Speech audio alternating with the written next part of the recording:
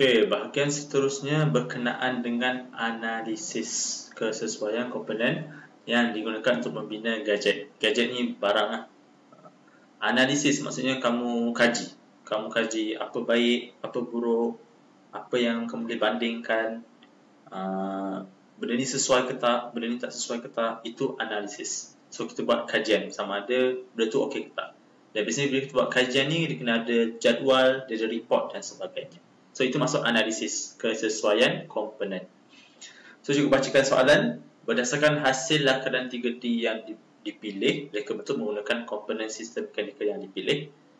Murid diminta membuat analisis kesesuaian komponen sistem mekanikal yang dipilih. Contoh yang soalan dia adalah monopod lah. Monopod yang kita bincangkan pada video yang sebelumnya. So, melihat dan menilai bagaimana bahagian pautan beroperasi mengikut fungsi sistem mekanikal yang digunakan pada monopod.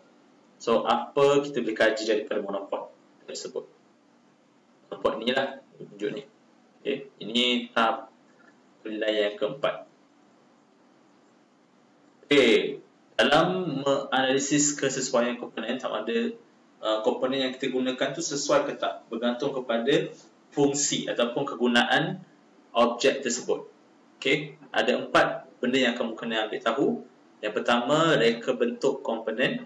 Yang kedua, jenis bahan binaan. Yang ketiga, kedudukan pemasangan komponen. Dan yang keempat adalah kemasan. So, reka bentuk komponen mestilah menepati cita rasa pelanggan, mempunyai nilai kebolehpasaran yang tinggi. Apa maksud kebolehpasaran? Maksudnya ramai orang nak beli barang tu. Maksudnya kebolehpasaran dia tinggi. Kalau tak ramai orang nak beli barang tersebut, kebolehpasaran yang rendah. Okay, so kebolehpasaran bahasa Inggeris dia marketability. Okay, so jenis yang kedua adalah jenis bahan binaan. So haruslah bersesuaian dan juga berpatutan bergantung kepada barang tersebut dan berfungsi dengan baik. Okay, tak ada guna kita bina sesuatu tapi kita tak berfungsi sebagaimana yang kita nak. So bahan binaan yang kita gunakan mestilah sesuai. Kedudukan pemasangan komponen yang ketiga, mempengaruhi jenis pemasangan yang digunakan. So bergantung kepada barang tersebutlah.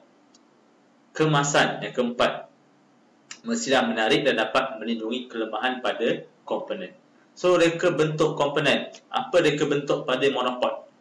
Mestilah dia menarik, senang dibawa, ringan dan sebagainya. So nilai kebolehpasaran yang tinggi, harga yang berpatutan. Monopod, jenis bahan binaan. Apa bahan binaan yang digunakan?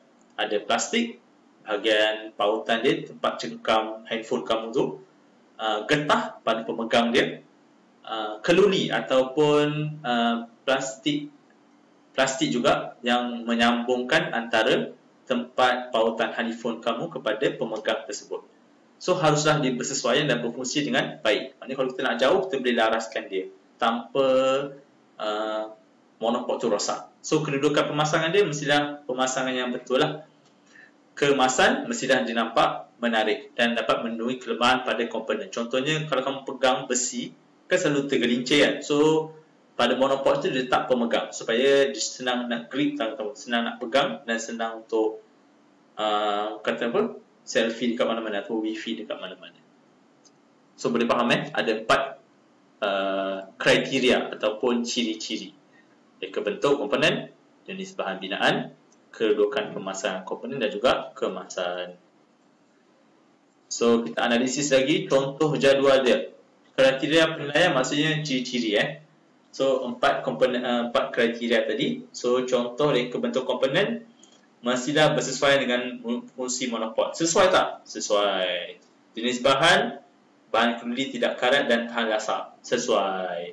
Kedudukan pekanan, kedudukan pemasangan, dipasang pada bahagian pautan dan gelongsor untuk mengukuhkan reka bentuk. So sesuailah. Dan kemasan adalah cat sembur, bukan kar sembur cat, CAT, sembur. Sangat sesuai. Boleh guna kemasan lain. Ada setengah kemasan dia celup, sesuai juga. Pastikan bila kita kedudukan pemasangan tu mestilah untuk kemaskan reka bentuk tersebut supaya dia tahan lasak lah, tahan lama. So ini contoh jadual lah. berdasarkan lakaran 3D yang kamu tengok dalam video sebelum ni. Okey. So, cikgu terus pada slide yang seterusnya. Membuat rumusan kekuatan dan kelemahan komponen sistem mekanikal tersebut. Setelah kamu analisis, kamu kaji tentang bahan dia, cara pasang dia, kemasan dia, kedudukan pemasangan dia, kamu buat rumusan. So, apa kebaikan dan juga apa kelemahan. So, hasil analisis ini dibentuk dalam bentuk jadual. Again, kita buat laporan dalam jadual. So, kita nak tahu apa kebaikan dan kelemahan bahagian-bahagian komponen mekanikal pada monopod. So, sistem mekanikal yang digunakan pada rangka monopod ataupun dekat tempat pegang telefon tadi itu adalah gelongsor. So, kekuatan dia dapat dipanjangkan dan dipendekkan. Yang gelongsor ni dekat bahagian antara tempat pemegang phone dengan tempat pegang tangan kamu. So, dekat bahagian tengah tu. Alright? So, bahagian tengah tu yang kamu boleh laraskan tu. So, kekuatan dia dapat dipanjangkan dan dipendekkan untuk memudahkan penyimpanan.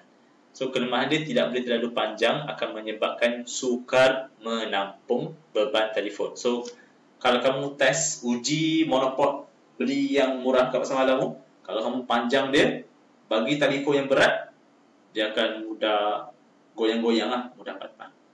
Alright, so pemegang telefon, komponen dia, pemegang telefon menggunakan komponen mekanikal, sistem mekanikal pautan, linkage, dapat memegang telefon dengan lebih kuat dan tahan lasak jika jatuh. So, terhad pada beberapa saiz ukuran telefon sahaja. So, saiz ni nama Melayu lah, SAIZ. Okay? So, terhad pada beberapa saiz. Mungkin kalau handphone terlalu besar, mungkin dia tak cengkam kuat sangat. So, handphone tu kecil, mungkin kurang sesuai. So, sebab dia ada getah tau, pautan dia tu.